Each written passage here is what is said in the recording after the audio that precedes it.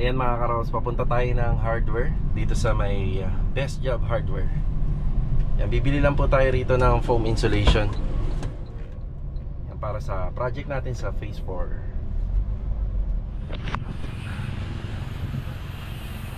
Ba't kasi dyan? Sa loob. Yan, bumili muna tayo ng foam insulation. Bali, isang roll yan na ito, 10mm double foam. Yan, okay na po yan, boss.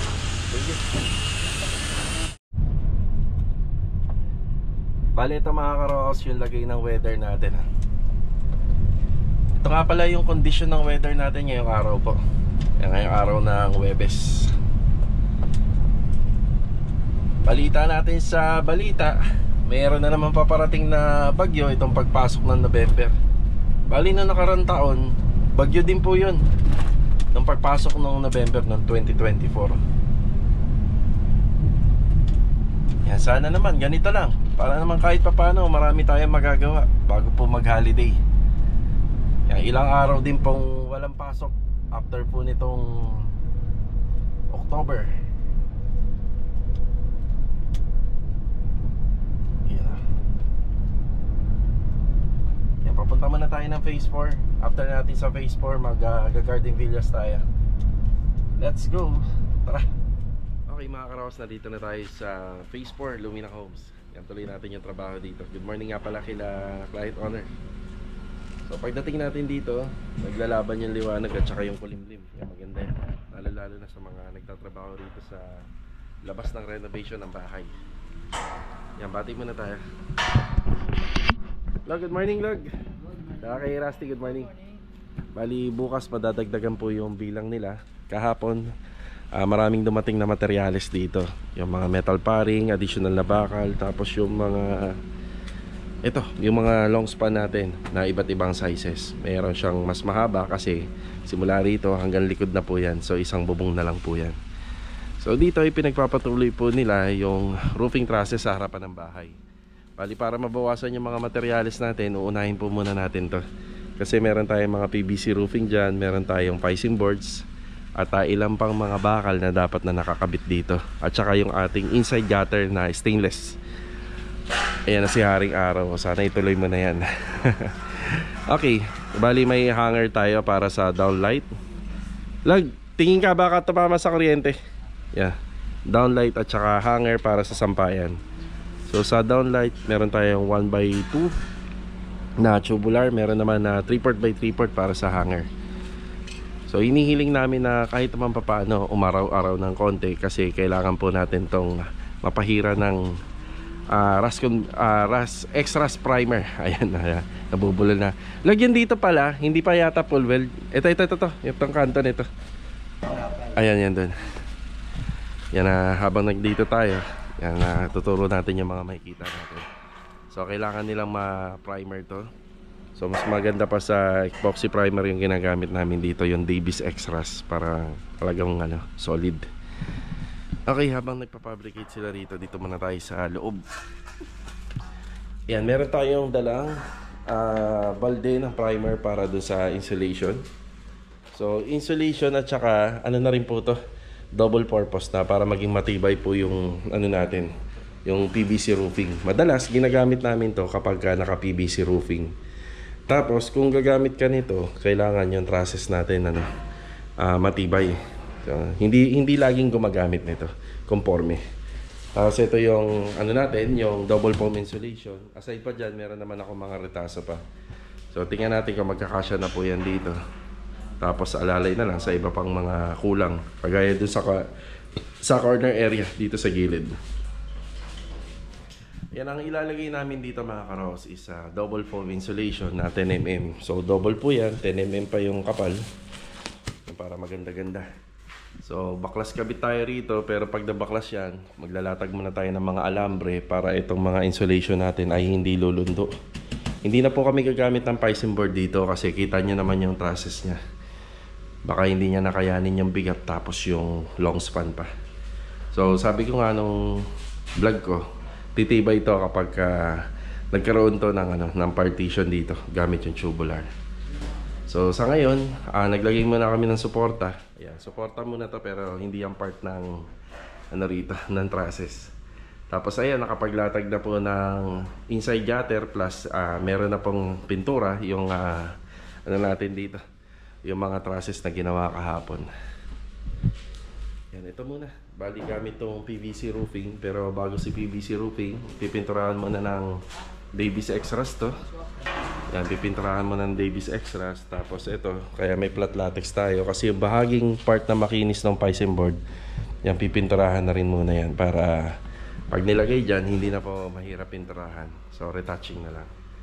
Tapos pagkatapos noon, PVC roofing na. So, wala pa kaming mga materyales ng flashing dito kasi na-actual natin yung mga flashing. Yan, bali, yan, gutter muna.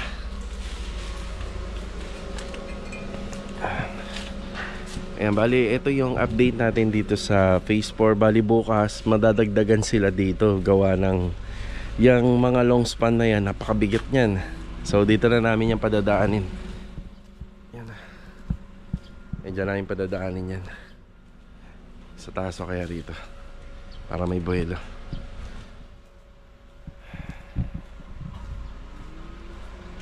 Okay.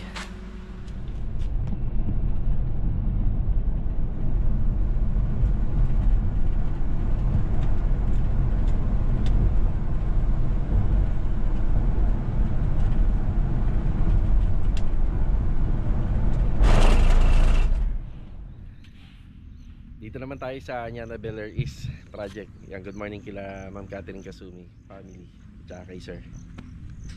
Yan. I-update tayo rito. Marvin, good morning Marvin. Good morning. Yan. Ito na lang yung hindi pa nalalagyan ng tiles. Kuya Boy, morning po Kuya Boy. Good morning, Martin. Ano? Dito na nag-install si Ricky. Ricky, good morning. Good morning, Mark. Konti na lang yung tiles namin. Ito na lang.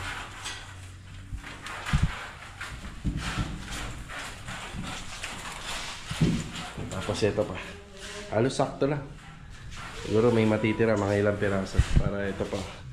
Ilang box pa to, siguro 20 pieces pa po to. Yan. Sakto lang. Tapos yun dito pa.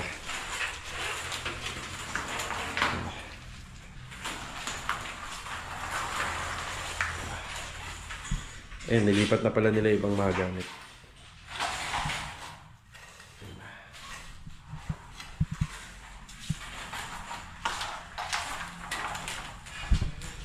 Okay, bali, ano pa rin dito? Electrical, tiling, at saka ceiling framing.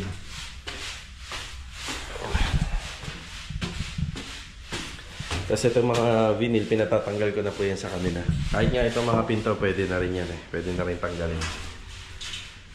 Donis, morning! Good morning. Okay. Paano ang latag nito? Pag ganun. Pag ganun yung latag. Kaya yung ceiling framing niya, pag ganun naman. Doon, pumunta ako rito kasi kailangan ko kunin yung ano, yung extension. Yung 10 meters. Sa ko ba dinala yun? Sa ano? Sa Riego pala, no? Oo. Wala na ba kayo Sa ano yun? Ito sa may garden. Sige, titingnan ko ron. Kailangan bukas ng ano doon eh. Doon kayo bukas magtatrabaho. Ay, dumami. Sa Phase 4. Ay, magbubog. Magbububong. Yan, bukas sa Phase 4 sila. Ito, unti-unti na natin pinatatanggal to. Makakaluwag-luwag po yung tropa. Tsaka to. Pwede na po tanggalin yan. Yung mga pinauna ko dito, pinadismantle ko na kagad yung mga tiles. Actually, hindi pa naman kailangan. Pero, nung sila Kuya Sandy kasi, at saka sila Kuya Doming, yung nandito pa, yung halos wala na po silang gagawin, pinatanggal ko na rin po yan.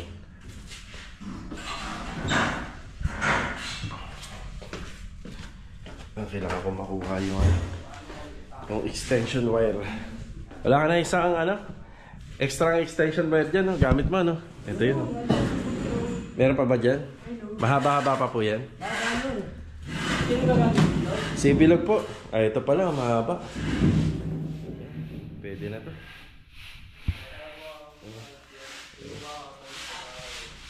Kaya, kaya pa eh.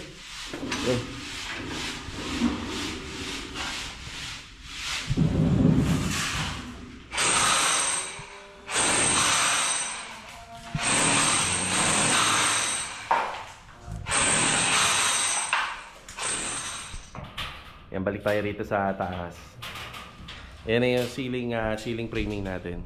Dito sa ceiling framing, ang kinuha na naming height dito, syempre yung pinakamababang part na naka-install sa pader. So ito yung process natin. Yan o, yung mga rafter na yan. Yan na yung pinakamababa.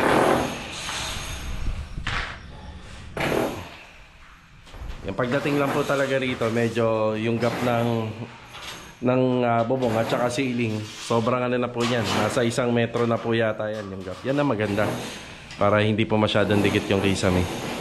Nakaano pa kasi ito eh, nakasloop, kaya ganyan po.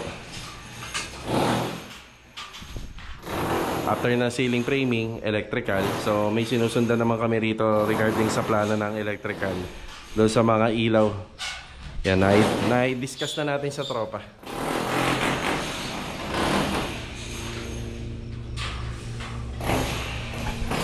Tapos dito, dahil toilet and bathroom, conforme na lang po sa magiging height ng kisame. Pero kami ang sinusunod namin dito, yung walang seroho. Pwedeng ano, mas mataas conforme kay client. So sinasabi naman natin sa kanya yon. Kasi kung ano, walang seroho, 4 na tiles yung papasok. Yan, 4 na tiles. Pero ang gusto pang mas mataas yung kisame, may seroho nga lang po siya. Yan na. Hangin.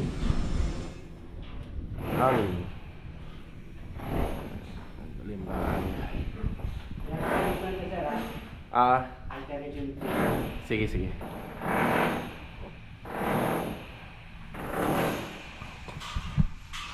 Yung mga metal paring pag binili natin yan nasa 16 feet.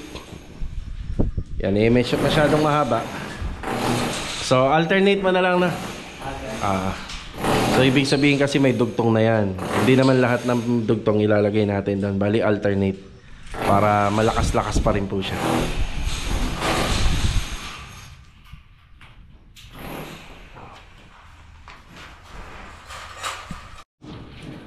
Bali pinapasukatan ko yung existing na kwarto dito. Kung ano yung height ng kisame. Anong height yan doon? 243. 243. Dito naman doon sa ginawa nating kisame. Mas mataas to, no, doon? Yan, medyo mas mataas to kasi dito po kasi banda nakapag-adjust na kami. Ayan.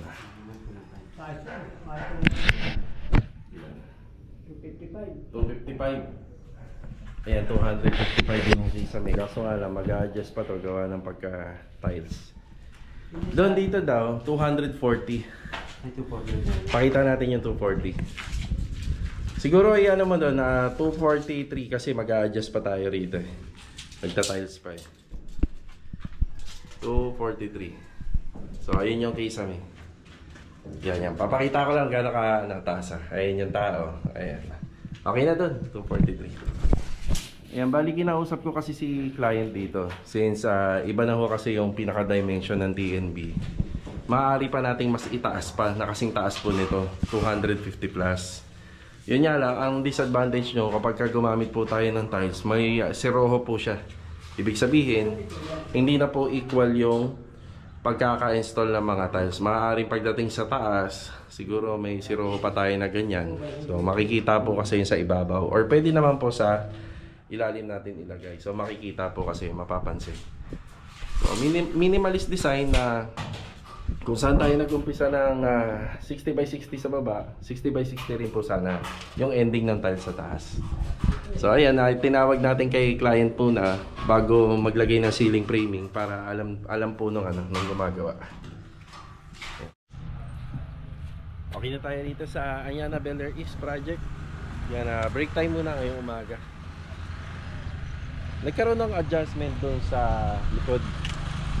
Yan, yun doon sa pinakalikod. Noong nakaraan, sobra yung ginawa naming dyan, di ba? Yung canopy. yung pinaka-eaves. So nung nagkaroon na ng adjustment, may plano si client kasi daw maglagay ng dalawang ilaw, pin light sana yung sa eaves. Kaso nga lang, nasa 10 cm mahigit na lang. So baka wala na po tayong mailagay. Pumayag naman sila na solar na lang. Yung solar na lang ilalagay natin sa likod. Yan, Tansa Garden Premier tayo. Let's go.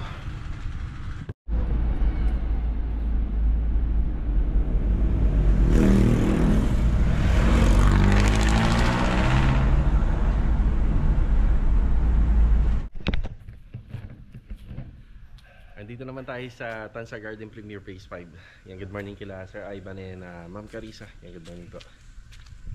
Yan, update tayo rito.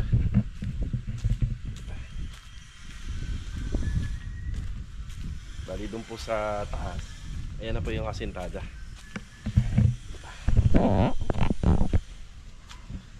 Yung nakikita nga lang natin na isang CHB laying dun sa may bandang gitna. Magtutuloy yan hanggang dun po sa pinaka roof beam natin.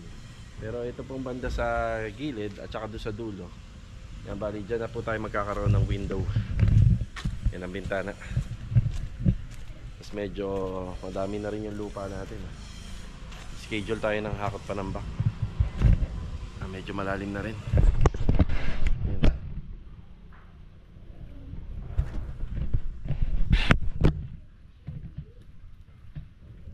Tapos dito banda, yan, wala tayong magiging bintana rito.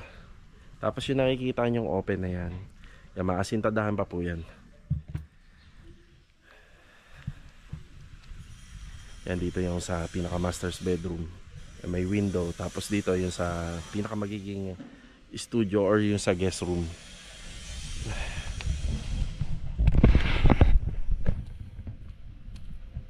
Kala ko mag-uulan-ulan. Yan, bati tayo. Batiin natin yung mga kasama natin. Pai, good morning, Pai. Good morning.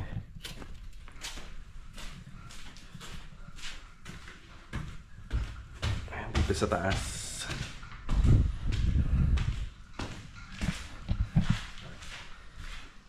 Kuya Richard, good morning po. Kuya Richard. Good morning. Kuya Richard, good morning. Kuya Sandy, good morning po. Yan. Yan, dito yung sa window. Yan, tapos ito yung sa pinaka magiging headboard ng kanyang bedroom. Yan, kapag may window, maganda rin naman po. Kasi nagbibigay din po ng liwanag po yun. Pero conforme po dun sa may-ari, sa nagpapagawa.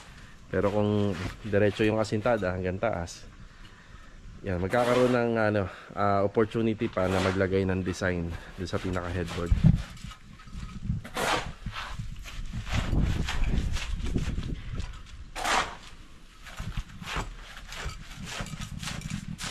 CHP. Yan, bali yung pinaka magiging opening ng sliding natin dito, nasa 2 meter. 2 meter. Pag ganun po, walang dugtong yung po nun. Walang dugtong yung salamin. Sa sliding naman, hindi naman pwedeng may dugtong yung salamin. So naka-base lang po sila sa sukat na 4 feet. Yung 4 feet. Sliding window. Tapos sliding door. Yung balcony.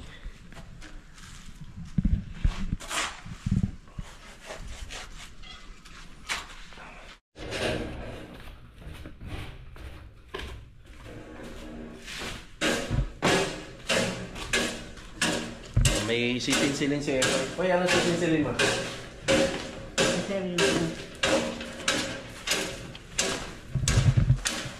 Ito. Para mapalabas yung mga bakal. Siya nga pala mga karos, ang update natin dito. Pumunta ako ng opisina kahapon. Since na-turnover na pala ito sa Homeowner Association. So yung approved design talaga ni client dito yung masusunod. So ang isang gusto kong malaman at itanong itong sa pine tree. Bali, makipag-coordinate na lang ako rito kay client. Ayaw daw talaga nila itong matanggal. So baka magkaroon ng revision ng plano para maiwasan itong tanggalin ng pine tree. So mabahaan or mabawasan.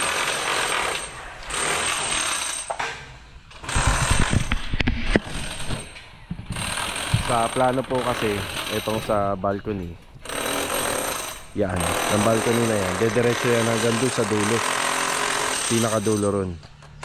Kaso nga lang, para maiwasan natin na matabasa, kasi maglalagay kami ng column doon sa gitna. Para ang gusto yata ni client ay hindi na paabutin yung sa balcony dito. Hanggang dito na lang po yata sa kinatataya ni Epoy. Yan, para ma-save po daw ito. Yan, hanggang dito na lang. Yan, bali, pag nagkita ho kami, magmi-meeting pa po kami ni client pag nagkita kami rito para mapag-usapan po yun. Yung tungkol po dyan. Ito sa kasi sa balcony, wala na po magiging poste rito kasi diba cantilever po siya. Nandidiretso na po yun hanggang dun. Itong sa pinaka wall breaker na nakalagay rito, malaki sana ang tulong niyan kasi pag tinanggal namin dyan na po tutukod yung pinaka balcony. So tingnan natin kung baka mamaya magkaroon pa ng poste dito yan sa gitna. So kakausapin muna natin si client. So 120 yung haba ng cantilever natin. Or pwedeng magbawas na lang tayo. Or pwedeng gawin na lang natin na 1 meter kung gusto niya talagang lang po siya, nakahang. Pero mas maganda ho sana may tukod dito, bandang gitna. Okay Poy, pwede na Poy. Ayan, iingay si Epoy. Pa-schedule natin yung hakot pa ng back.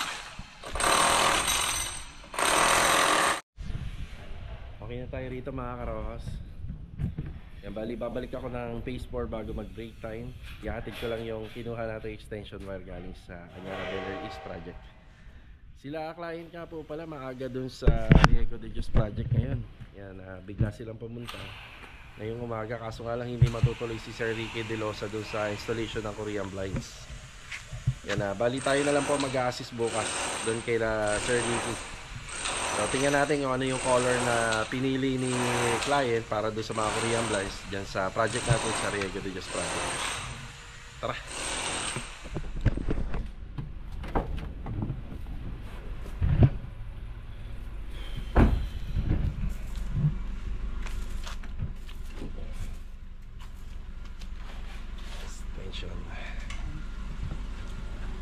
Mahaba na daw yan, sabi ni Papa.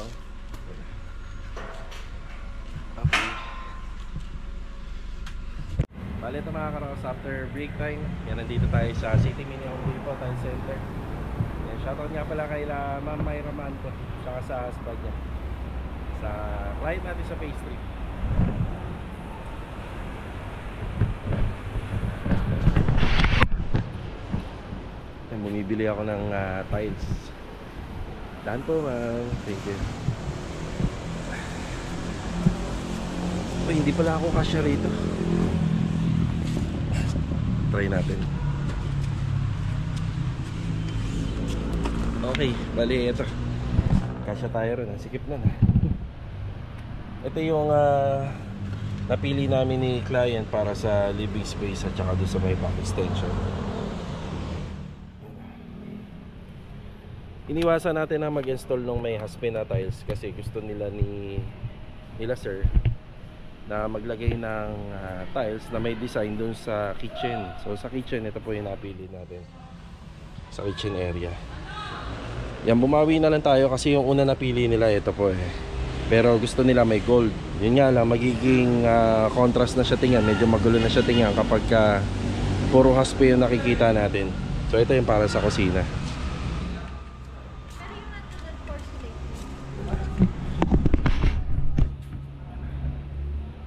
Naman sa fence area. Yan. Yan, may napili na rin po sila. Eto. So gumamit naman tayo doon ng 40x40, tapos yan, bali kulay gray para hindi masyado madumihin.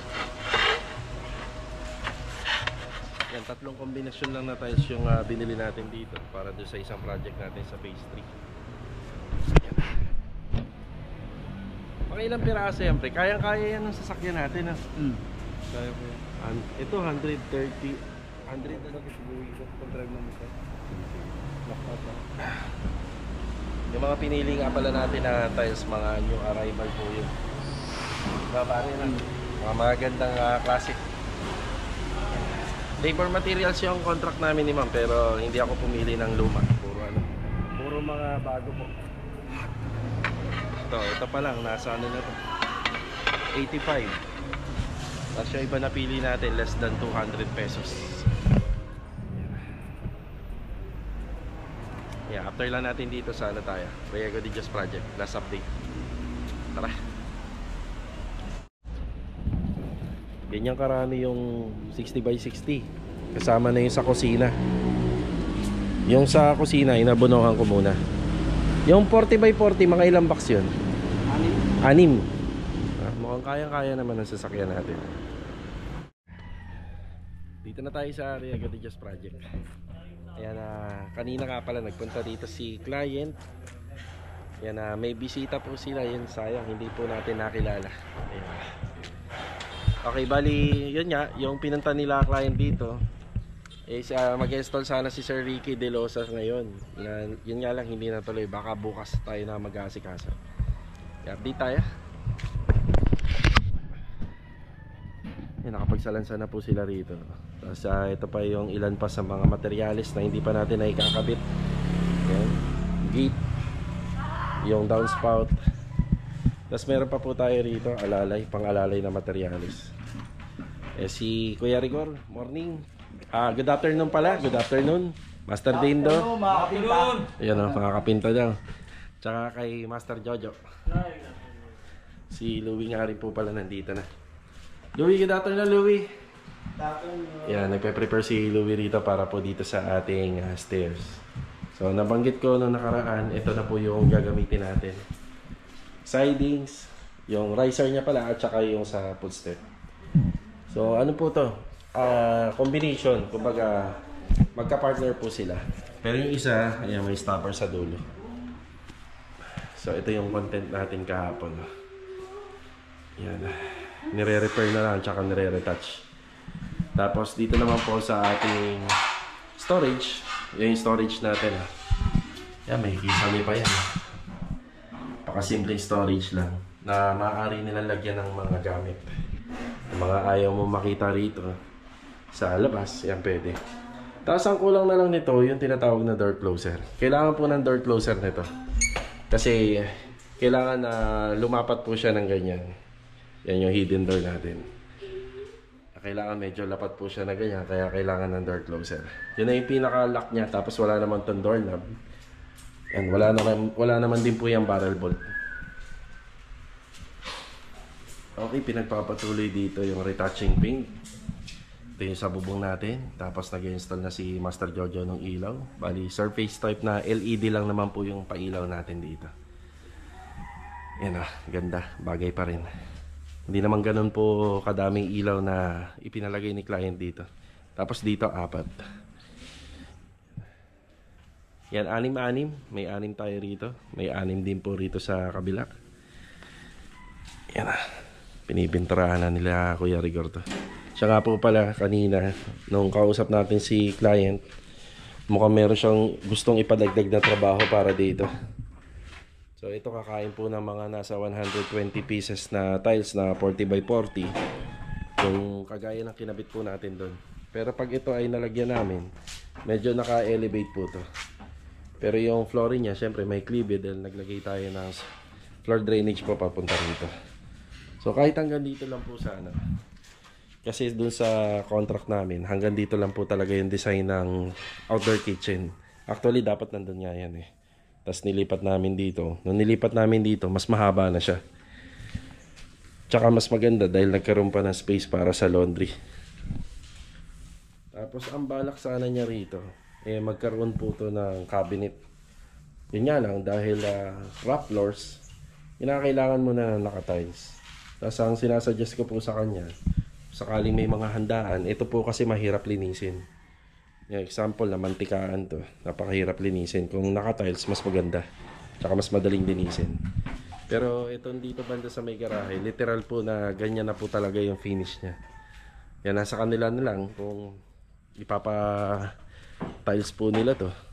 Yung mga pang outdoor na tiles. para mas maging maganda.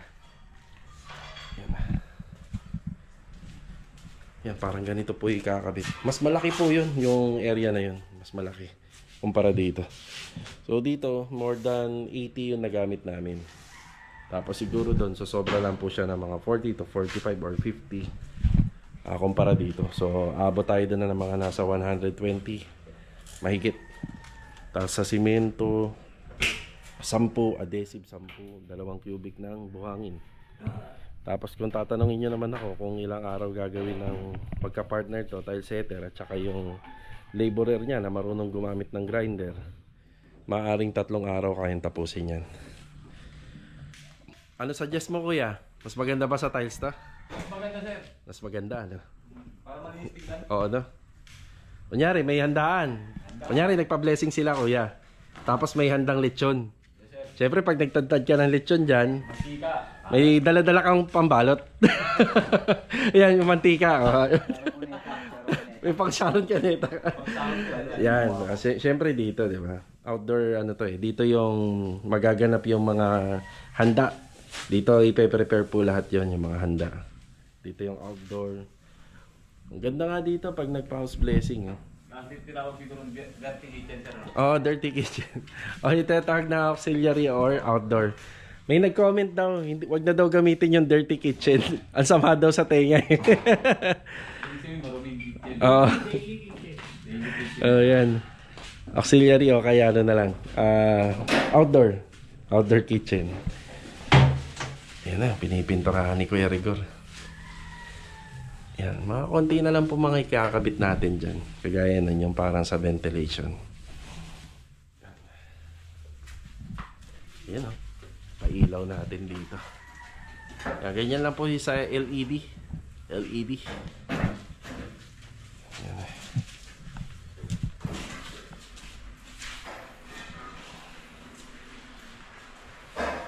Sa design. Tapos dito, ang inuumpisa ni Louie, yung preparasyon po sa mga cuttings ng sidings. So, ito na po yun. Para dire-diretso na po siya kapag ine-install. Yan ang diskarte po ni Louie. Ano ba sa'yo yan, Louie? Yan ang pinakamadali. Ay, naka-headphone si Louie. Yan ba ang pinakamadali sa'yo? Yung ikat mo muna lahat, no? Yan, para dire-diretso na lang. So, ang sikreto ni Louie dyan, para hindi siya malito, may numbering, no? Yan, may mga numbering po siya dyan. Yan. Pag natapos ni Louie ito, sidings na lang. Tapos another panel dito. Halos okay na. Proceed na tayo sa general cleaning. Tapos yung mga installation, inuumpisa na uli ni Master Jojo.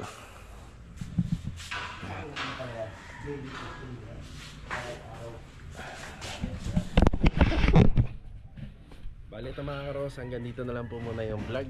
Ngayong araw po ng Huwebes. Kita-kita na lang po ulit tayo for the next video. Bukas abangan natin, papakabit natin yung mga Korean blinds. Sana matuloy po si Sir Ricky De Losa dito. So see you on my next vlog. God bless. Paalam po muna ito. Ingat tayo lahat.